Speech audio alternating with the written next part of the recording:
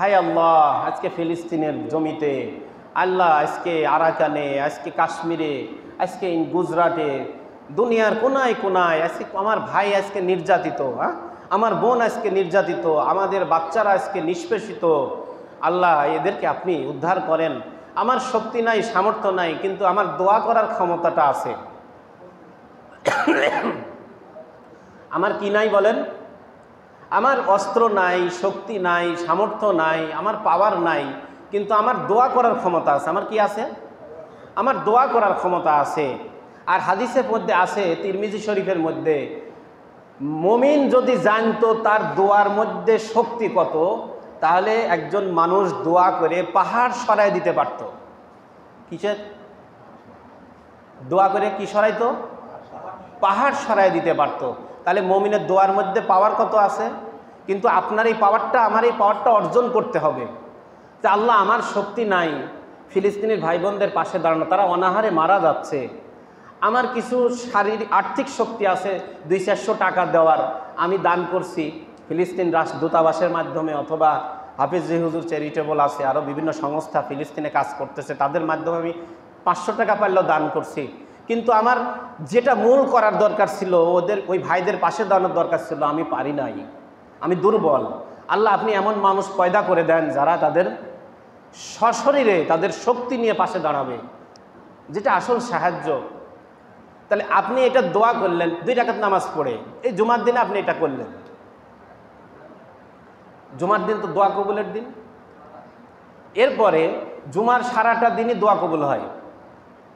জুমার সারাটা দিনই কি হয়? দোয়া কবুল হয়। জুমার সারা দিনই দোয়া কবুলের দিন। জুমার সারা দিনই কি? দোয়া কবুলের দিন। আপনি জুমার দিনে কোনো বাজে কথা বলবেন না কখনো, বিবি বাচ্চাকে কখনো উল্টাপাল্টা কথা বলতে যাবেন না, কবুল হয়ে যেতে পারে। হাবাইতে এই সেই জীবনটা খাইতে আসছিস, হ্যাঁ বেয়ারা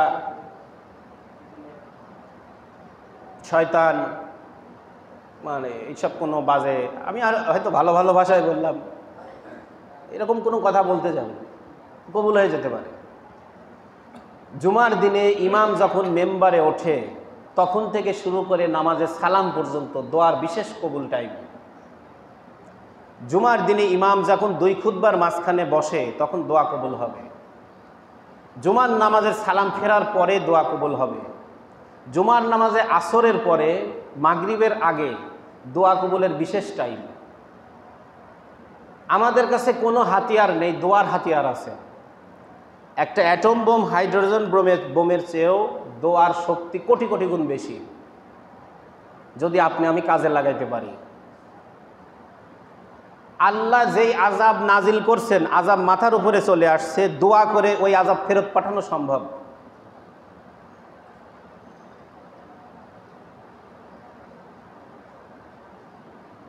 হাদিসের মধ্যে আছে বিপদ আপদের সাথে মোকাবেলা করো দোয়া দিয়ে, আর সেটা বিশেষ করে কোন দিন?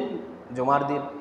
কিন্তু আফসোস, জুমার দিন এই আসরের পরে দোয়া কবুলের বিশেষ সময়, কিন্তু আসরের পরে আমরা চাকরিজীবীরাও জুমার দিন ছুটি থাকে, বেড়াই, একটু ঘুরে বেড়াই। মানে আসরের পরে যত আনন্দগুলো আমরা করি জুমার দিনে, মানে একেবারেই দোয়া তো দূরে থাক, আসরের নামাজ মাগরিবের নামাজের অবস্থাই খুব খারাপ হয়ে যায়। কিন্তু এত বড় বিশাল সুযোগ আমি হাতছাড়া করছি, বিশাল সুযোগ হাতছাড়া করলাম জুমার দিনে।